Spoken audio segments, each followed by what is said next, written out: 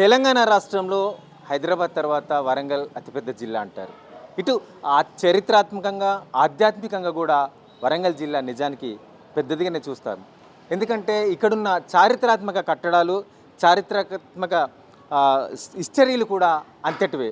అలాగే ఇవాళ ఆధ్యాత్మికంగా కూడా ఖైరతాబాద్ ఇవాళ వినాయకుడిని నెలకొల్పడంలో చాలా పెద్ద శ్రేష్టంగా అది అటు ఉమ్మడి రాష్ట్రాలలో కూడా పెద్ద పేరు సంపాదించుకుంది. అలాగే వరంగల్లో కూడా ఎందుకు ఉండకూడదు అని చెప్పేసి వాళ్ళ ఆకుతోట సంజీవ్కి ఈ సంకల్పం కలిగింది. అందులో భాగంగా వరంగల్ నగరంలో ఖైరతాబాద్ అంతటి వినాయకుడు కాకుండా 40 ఫీట్లతో ఇవాళ వినాయకుడిని నెలకొల్పేందుకు ఆయన కంకణం కట్టుకొని ముందుకెళ్తున్నారు. ఈ ఈ విశేషం అనేది వరంగల్ ఉమ్మడి జిల్లాలో కూడా హైదరాబాద్లో ఖైరతాబాద్కి ఎంత పేరు తెచ్చిపెట్టిందో వరంగల్ కూడా అంత పేరు తెచ్చిపెట్టనుంది అని చెప్పేసి అందరూ కూడా భావిస్తున్న పరిస్థితి. దీనికి ముఖ్యంగా భద్రకాళి ప్రధాన అర్చకులు శేషయ్య గారు బాసటగా ఉండి దీవెనలు అందిస్తున్నారు. మొదటగా ఆయన మాటల్లో మనం ఈ ఈ ఆధ్యాత్మికంగా కేంద్రంగా ఉన్న వరంగల్కి ఆయన కూడా చాలా పెద్ద వ్యక్తిగా పెద్ద అయ్యగారిగా ఉన్నారు. ఆయన మాటలు అడిగి తెలుసుకుందాం. సార్ నమస్కారం. ఏంటి చెప్పండి, ఇవాళ వరంగల్లో కూడా ఖైరతాబాద్ అంతటి పెద్ద వినాయకుడిని నెలకొల్పడం అనేది ఎలా చూస్తున్నారు? ఇక్కడున్న జిల్లా ఉన్న భక్తులందరికీ కూడా ఇది ఎంతటి దీవెనలుగా ఉంటుందని అనుకుంటున్నారు? కాకతీయుల రాజధాని ఏకశిలా నగరంగా చరిత్ర ప్రసిద్ధిగాంచిన వరంగల్ మహానగరం అత్యంత ప్రాచీనమైన నాగరికతను సంతరించుకున్న చరిత్రాత్మకమైన పరమ పావనమైన పుణ్యప్రదేశం ఈ వరంగల్లో. ఇప్పుడు ఆంధ్రాలో అరవ దేశంలో పంచభూతలింగాలని పంచారామాలని వేరు జాగలలో ఉన్నాయి. వరంగల్లో ఒకే నగరంలో ఉన్నాయి. వరంగల్ ఫోర్ట్లో పృథ్వీలింగమని, భోగేశ్వర స్వామి మట్టెవాడలో జలలింగమని, భద్రకాళి గుడిలో అనేది అగ్నిలింగమని, సిద్ధేశ్వరుని గుడి వాయులింగమని, మెట్టుగుట్ట ఆకాశలింగమని, ఈ పంచభూత లింగాలు మనకు వరంగల్లో ఒకే నగరంలో నెలకొని ఉన్నాయి. వరంగల్లో ఎల్లం బజార్ అనేది ప్రధానంగా ఈ ఆకుతోట వంశీయులు మొదటి నుంచి కూడా మున్నూరు కాపులుగాను, మంచి ల్యాండ్ లార్డ్స్ గాను, శ్రీమంతులుగాను, ప్రజలందరినీ ఆదుకునే వాళ్ళుగాను, వాళ్ళకొక కుటుంబ నేపథ్యం అనేది బాగా ఉన్నది. వీళ్ళు అట్లాంటి సందర్భంలో మరి హైదరాబాద్లో ఈ సంవత్సరం 70 అడుగుల వినాయకుడిని పెట్టారు.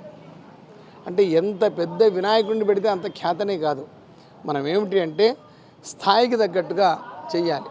అయితే వరంగల్ నగరంలో మరి భక్తి ఉంది, ధర్మశ్రద్ధ ఉంది, మళ్ళీ చేసే స్తోమత ఉంది. అట్లాంటప్పుడు అల్పారంభ క్షేమకరి, హైదరాబాదుని మించిన గణపతిని కూడా మనం వరంగల్ నగరంలో పెట్టవచ్చు. కానీ ముందు కొంచెం చిన్నగా మొదలు పెడితే అది ఎంత పెద్దగా ఎదిగినా పర్వాలేదు. గుణ విశేషే ఫల విశేష అనే న్యాయంతో ఈ సంవత్సరం ఆకుతోట సుధాకర్ గారి తమ్ముడు ఆకుతోట సంజీవ్ గారు, ప్రముఖ వ్యాపారవేత్త, ఇండస్ట్రియలిస్టు, ఆయన స్వంత ఖర్చుతో ఈ గణపతి నవరాత్రి మహోత్సవాలను ఎల్లం బజార్లో నిర్వహిస్తూ ఉన్నాడు. అందరూ ఆ కమిటీ సభ్యులు దీన్ని భద్రకాళి హిందూ ఉత్సవ నిర్వహణ సమితిగా దీనికి ఒక రూపకల్పన చేసి, మళ్ళీ ఇంకోటి ఎల్లం బజార్లో ఏమిటంటే మత సామరస్యానికి కూడా వరంగల్లో ఈ వరంగల్ నగరం ప్రతీక. అందులో ఎల్లం బజారు అన్ని మతాల వారు, అన్ని కులాల వారు పరివేష్టించి ఉన్నారు. ఎక్కడా ప్రపంచాలు ఉండవు. మత సామరస్యానికి పేరు. వీళ్ళ ఉత్సవాలను వాళ్ళు గౌరవిస్తారు, వాళ్ళ ఉత్సవాలను వీరు గౌరవిస్తారు. ఎంతో గొప్పగా ఒక మంచి దాన్ని ఏమంటారు గుణాలను కలిగి ఉన్న ప్రజలు ఇక్కడ ఉన్నారు. ఇది మొత్తం దేశవ్యాప్తం కావాలి. హైందవ సంస్కృతి, హైందవ సాంస్కృతిక పునరుజ్జీవన నిర్మాణకర్త విద్యారణ్యులు జన్మించిన ఈ నగరం అనేది ఇవాళ విద్యారణ్యులు వేదానికి భాష్యం రాసి భారతదేశంలో హిందుత్వం ఉన్నది అంటే కారణం ఇవాళ వరంగల్ నగరం. ఎందుకు విద్యారణ్యులు ఇచ్చింది వరంగల్ నగరం ఈ దేశానికి. అట్లాగే గోభిర్ విప్రైశ్చ వేదైశ్చ సదేభి సత్యవాదిభి అలుబ్ధైర్దానశీలైశ్చ సప్తైతే భార్యతే మహి అని ఈ 7 కోసం ఈ భూమి ఎన్ని అరాచకాలనైనా భరిస్తోంది అన్నట్టు ఈ 7 ఇక్కడ ఉన్నారు ఈ వరంగల్లో. దాంట్లో ప్రధానమైన పాత్ర పోషిస్తూ మంచి దాతృత్వాన్ని కలిగి ఉన్న ఈ ఆకుతోట కుటుంబీకుల్లో ప్రధానంగా ఆకుతోట సంజు గారు ఒక ప్రధానమైన బాధ్యతను తీసుకొని వరంగల్లో ఈ వరసిద్ధి వినాయక వ్రతం 9 రోజుల పాటు మనం వరంగల్లో జరుగుతూ ఉంటుంది. ఆ 9 రోజుల్లో ఈ ఎల్లం బజార్లో ఈ వినాయకుడిని ఈ సంవత్సరం 40 అడుగులతో ప్రారంభించి క్రమక్రమంగా హైదరాబాదును మించిన స్థాయిలో ఈ నగరం డెవలప్ కావాలి, అలాగే ఆ విగ్రహాలు డెవలప్ కావాలి, మనలో ఐకమత్యం డెవలప్ కావాలి. సర్వే భద్రాణి పశ్యంతు మా కశ్చిత్ దుఃఖభాగ్యవేత్, అందరూ క్షేమంగా ఉండాలి, ఏ ఒక్కడూ దుఃఖపడకూడదు, అందరూ ఆనందంగా గడపాలి అన్న ఒక ప్రధానమైన ఆశయంతో, ఒక సదాశయంతో ఈ కార్యక్రమాన్ని ముందుకు తీసుకెడుతూ ఉన్నారు. మేమంతా మాట సహాయమైనా మోరల్ సపోర్టే మాది, మేము దాంట్లో చేసింది ఏం లేదు. కాబట్టి ఈ కార్యక్రమం అనేది నిర్విఘ్నంగా కొనసాగాలి, ఏ ఒక్కరికి ఏ చికాకు లేకుండా అంతా క్షేమంగా ఉండే విధంగా అంతా శుభప్రదంగా జరగాలి, నిర్విఘ్నంగా జరగాలని ఆ వరసిద్ధి వినాయకుడిని ప్రార్థిస్తూ భద్రకాళి శరణమ్మ.